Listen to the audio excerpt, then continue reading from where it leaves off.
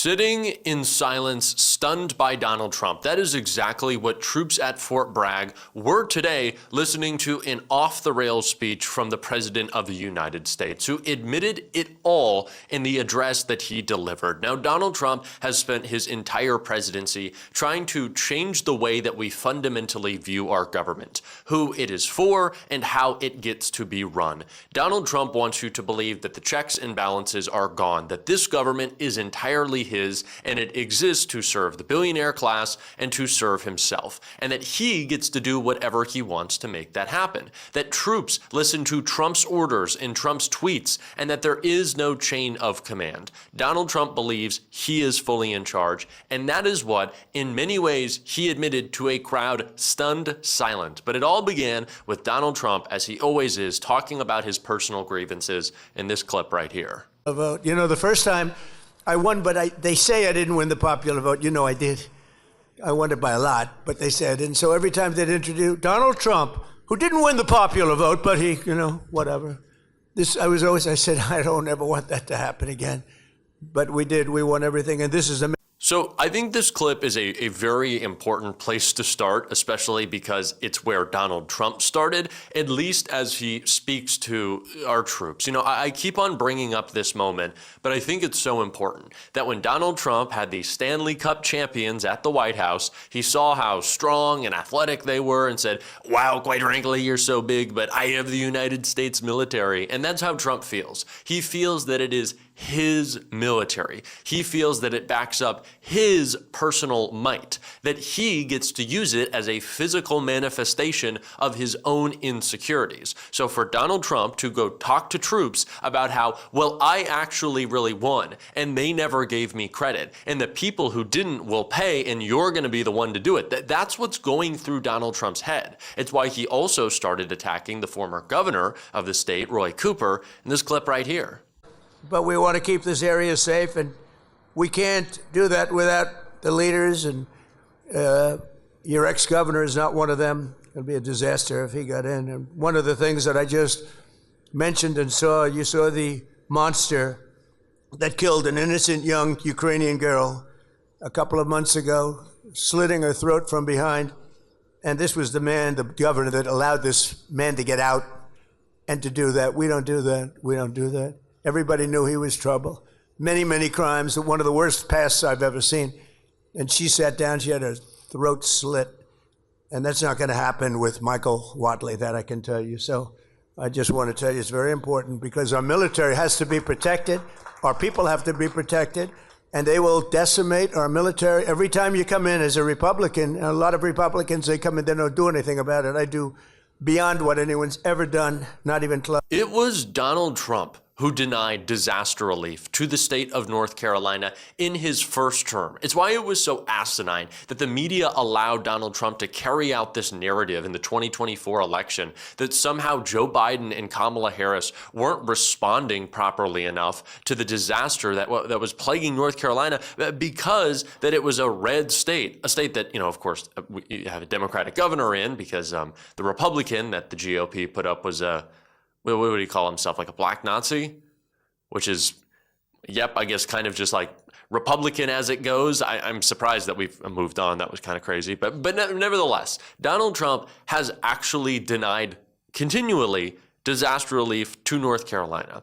And Kristi Noem is holding, billions of dollars in FEMA funds hostage to states because she's just so incompetent at her job. But incompetence, again, that is this administration solely focused on themselves. Donald Trump was just promoting the Melania movie before he made his crazy admission. She did a movie. It's the hottest thing you've ever. It's crazy. Congratulations, by the way. Very good. You know, loves that movie, the ladies, they go see it 3-4 times. That's what I heard. They go see it. Okay, so talking before our troops, the president of the United States is bragging about how he won the popular vote in an election that he didn't win the popular vote, lying about how he's never lost an election, attacking the former governor of the state, and praising the Melania movie. Seems like we're getting a lot done.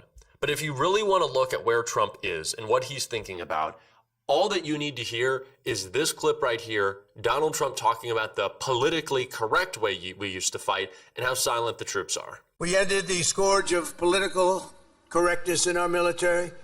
We renamed the Department of Defense to the Department of War. Think of it, we won World War I.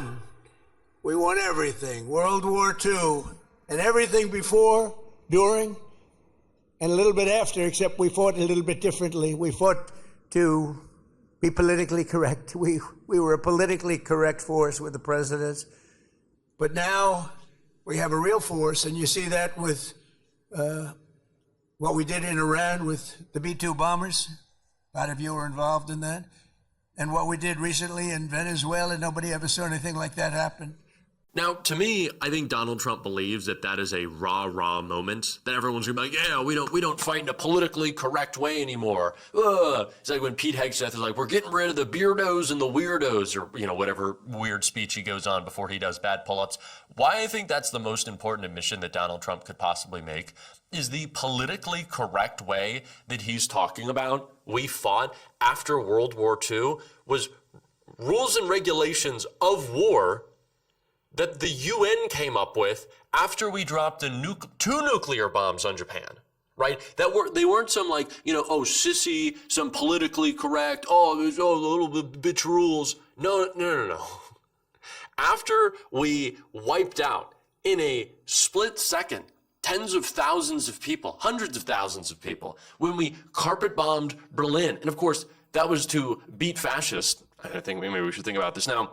We decided as a globe that maybe we should put some rules in place for how we fight, how we carry out war. Rules that I would say, I think it's important to point out, the Israeli government is violating right now. Donald Trump doesn't seem to care about that. And why this is the most important admission to me is Trump says, well, we're not doing that politically correct war anymore. What does that mean? It means that Donald Trump views the American military might as solely his own. He said that. And that he does not feel governed by any rules of war. That Donald Trump thinks, as he's stated before, only his own morality guides him in his foreign policy. And Donald Trump has proven this out again and again and again. Pete Hegseth is a war criminal alongside Donald Trump because they don't believe in politically correct war anymore. Again, which was established after the horrendous crimes that were committed throughout history, the horrendous war crimes. And Donald Trump says, well, we're not doing that anymore. That is a very scary admission from a guy who is currently thinking about putting ICE or troops at polling locations to try to scare you from voting. That Donald Trump says, well, forget rules of war on the world stage, but at home as well, it's got to be going through his mind. He was talking about the election that he won, and then he jumps to, oh, well, we're going to fight however we want. I'm going to use the military however I want. That's a scary admission. And that's what Donald Trump is saying, that the military is his, that the government is his, that the whole power of the United States is his alone. That is how Donald Trump views our government, and that is how he has acted, unilaterally. It's why it's so important that Congress take back some Article I powers. They've started on tariffs, but continue to do so, because if they don't, Donald Trump continues to see himself this way. And that is very, very dangerous. As the man becomes more politically, physically, and mentally insecure, and only feels that the way to respond to that is with the might of the U.S. military. Because he already said it. That's how he sees things. And that's very, very scary. Especially for leaders on the world stage who hopefully are feeling a little better about the direction of the United States. Currently at the Munich Security Conference, when hearing from leaders like AOC and Gavin Newsom, both who I want to hear from because we need a little palate cleanser after Donald. I want to start with AOC. I think what she had to say right here was really important. Yes, that's absolutely right. I think one of the connections and relationships that is under discussed, particularly in the security space, is the fact that I believe we're seeing an economy, across economy around the world, including in the United States, that extreme levels of income inequality lead to social instability and drives, in a sense, in authoritarianism, right-wing populism, and very dangerous domestic internal politics. And that is a direct outcome of not just income inequality, but the failure of democracies over decades to deliver. The failure to deliver higher wages, the failure to rein in corporations. You know, the point was just made about antitrust. In the United States, antitrust is such a foundational bedrock value, not just because the ascent of monopolies create the abuse of power in corporations and market power, but there is a level of market concentration and corporate consolidation where a massive company can get so big that its consolidated power can rival that of nation states. And democracies, we have elected leaders. And in massive corporations that then begin to consume the public sector, gobble up these spending, they start to call the shots. And we're starting to see this with some of the billionaire class throwing their weight around in domestic politics and in global politics as well. So it is of utmost urgent priority that we get our economic houses in order and deliver material gains for the working class, or else we will fall to a more isolated world governed by authoritarians that also do not deliver to working people. Making sure that we defeat Donald Trump is not just about beating him and Republicans over the next couple of years in elections. Donald Trump is a symptom, right? Donald Trump is not the whole sickness. The reason that he was able to take hold is because of the economic anxiety that Americans feel, also the stupidity of our country, the way that we have allowed institutions to be broken, and that we have broken them ourselves. It's true. So I think AOC talking about this as a problem as it relates to income inequality, I think is incredibly important. I think that's a very keen and important observation that we need to be talking about. And I think we need to make it clear to the rest of the world that they can hopefully still continue to count on us. And Gavin Newsom, who of course has been all over the place. He was in Davos. He was, where else was he? I think he's in Argentina, right, at COP50. And now he's calling out Trump right here. Donald Trump is temporary.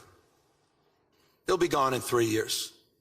California is a stable and reliable partner in this space. And it's important for folks to understand the temporary nature of this current administration in relationship to the issue of climate change and climate policy. At least we have some leaders that make us look not fucking ridiculous on the world stage. And I am very grateful for them. And we are going to be sharing more clips of the Munich Security Conference and the Democrats who are there calling out Donald Trump, of course, on Shift. And if you want to support that new effort to shift our media, to shift our politics, to shift our algorithms, you can, of course, subscribe right here or check out some of our new videos right there.